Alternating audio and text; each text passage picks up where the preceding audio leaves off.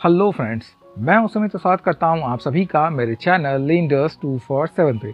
तो दोस्तों, आज के इस वीडियो में बताने वाला हूं आपको लोन रिकवरी एजेंट के बारे में।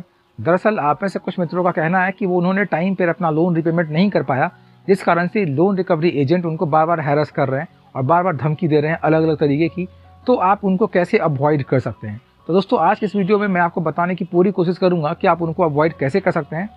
बट इससे पहले दोस्तों, मैं वीडियो में आगे चलूं, अगर आपने तो चैनल को सब्सक्राइब नहीं किया है तो चैनल को सब्सक्राइब कर लीजिए, इस वीडियो को लाइक और शेयर कर दीजिए और हमारे कोई सजेशंस हो कमेंट बॉक्स से कमेंट जरूर कर दीजिएगा। आने वाले वीडियोस में दोस्तों मैं डेफिनेटली यहाँ पे कमेंट्स को कंसीडर करूँगा। आप लोग चाहो तो आप हमारे इंस्टाग्राम चैनल या फिर टेलीग्राम चैनल को भी ज्वाइन कर सकते हैं, इसका लिंक भी डिस्क्रिप्शन बॉक्स में ऑलरेडी मैंने दे रखा है। तो दोस्तों, बात करते हैं रिकवरी एजेंट की।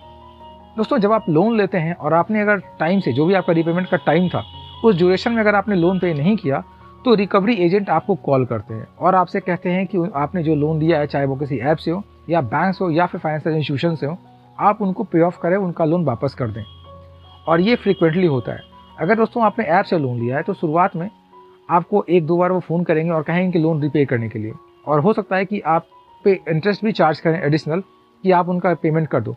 लेकिन अगर आप उनके बार बार रिमाइंडर के बाद भी लोन पे नहीं करते तो सबसे पहला हथियार उनका जो होता है वो होता है कि जब आप ऑनलाइन लोन लेते हैं तो आपकी कॉन्टैक्ट लिस्ट सारी की सारी उनके पास ऑलरेडी आ जाती है, क्योंकि आपने ही उनको वो एक्सेस करने की परमिशन दी हुई होती है।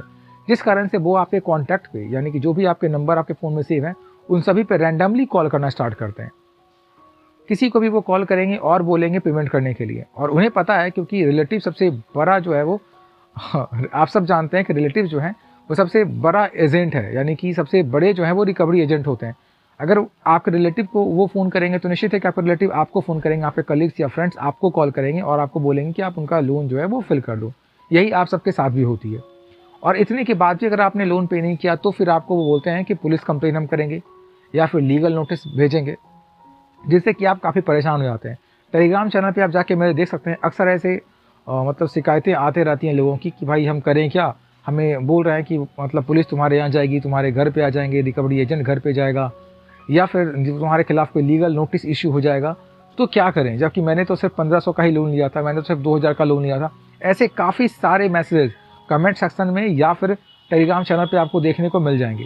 और सिर्फ मेरे वीडियोस पे नहीं दोस्तों, लोन के जितने भी वीडियोस आपको यूट्यूब चैनल पे मिलेंगे उन सब की लगभग यही स्थिति है, सब पे ऐसा मिलेगा आपको। तो आखिर ऐसा क्यों है, क्या हम कर सकते हैं, क्या कुछ मतलब हमारे लिए मतलब कहते हैं ना कि हमारे लिए क्या कुछ अवेलेबल है, हम कानूनी कौन सा रास्ता अपना सकते हैं। दोस्तों, मैं बताने की कोशिश करता हूँ, वो कीजिए क्या।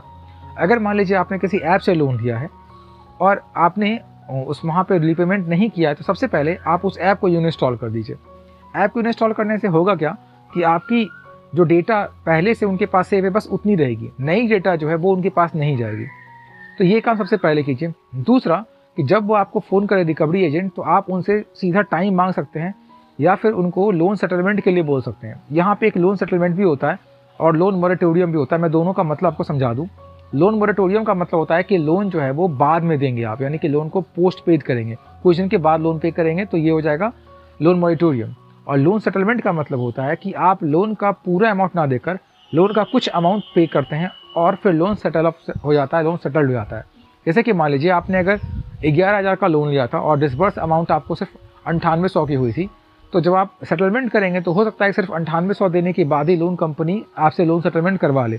और लोन कंपनी को भी बेनिफिट होता है, क्योंकि उनकी पैसे जो स्टक हो गई थी, फंस गई थी, वो लोन सेटलमेंट के बाद उनको कम से कम वापस तो मिल जाएगी। तो ये भी एक तरीका होता है जिनसे कि आप इस हरासमेंट से बच सकते हैं। जहाँ तक बात रही दोस्तों पुलिस कंप्लेन की, तो लोन कंपनी जितने भी हैं वो कभी पुलिस कंप्लेन नहीं करते। अगर आपकी छोटी अमाउंट है, वैसे मान लीजिए 1500, 2000, 2500, तो बिल्कुल भी नहीं। क्यों ऐसा, मैं आपको यही बता दूं। वो इसलिए क्योंकि दोस्तों 1500 रुपये वसूलने के लिए क्या कंपनी अपना 5000 या 10,000 की रिसोर्सेज लगाई आपके पीछे, क्या? बिल्कुल भी नहीं। तो वो सिर्फ आपको डराने के लिए, धमकाने के लिए बोलती हैं कि हम आपके खिलाफ पुलिस कंप्लेन करेंगे या फिर हम आपके घर आ जाएंगे या फिर कोई लीगल नोटिस इशू करेंगे। ऐसी कोई बात नहीं होती। लीगल नोटिस इशू जरूर होता है दोस्तों, लेकिन वो बड़े अमाउंट में होता है। अगर आपका लोन अमाउंट 10,000 से ऊपर है या 15,000 से ऊपर है और बहुत ही पुराना हो चुका है और आपने जिससे लोन लिया है वो पूरी NBFC है, तब जाकर ये लीगल नोटिस इशू हो पाती हैं। वो भी बहुत सारे उसमें पेज हैं, उसके बाद इतनी आसानी से कोई लीगल नोटिस इशू नहीं होती। तो आपके पास ऑप्शन क्या है? आपके पास ऑप्शन है कि आप सिंपली उनको कह सकते हैं कि आपके पास पेमेंट अभी नहीं है। एजेंट को जब होगा तो आप उनको पे ऑफ कर देंगे। आप पे वो पेनल्टी इम्पोज कर सकते हैं। हो सकता है कि आपके क्रेडिट स्कोर भी खराब हो जाए, ये उनके हाथ में, कि आपके सिविल स्कोर पे थोड़ा सा नेगेटिव इम्पैक्ट उसका पड़ सकता है, बट वो आपके घर आके आपको मेंटली हैरेस नहीं कर सकते हैं या फिर आपके कॉन्टैक्ट को कॉल करके आपको हैरेस नहीं कर सकते हैं।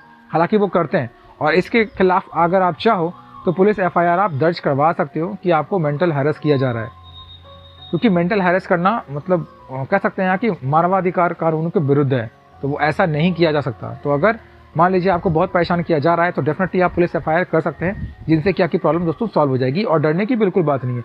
कोई भी लीगल नोटिस आपके खिलाफ छोटे लोन में इशू नहीं होती है, वो बहुत ज़्यादा करेंगे तो आपके सिर्फ कॉन्टैक्ट लिस्ट को ही कॉल कर सकते हैं, इससे ज़्यादा उनके बस में कुछ भी नहीं है।